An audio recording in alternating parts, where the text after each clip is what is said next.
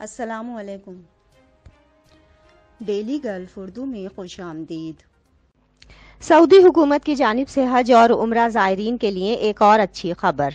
تفصیلات کے مطابق سعودی وزیر حج و عمرہ نے عازمین حج و عمرہ کے لیے انشورنس فیس میں بڑی کمی کا اعلان کر دیا۔ ڈاکٹر توفیق الربیہ نے بتایا، اعلان کے بعد حاجیوں کو اب 109 ریال کے بجائے صرف 29 ریال انشورنس فیس ادا کرنا ہوگی۔ اس کے علاوہ عمرے کی بھی انشورنس فیس 235 ریال سے کم کر کے 88 ریال کر دی گئی ہے۔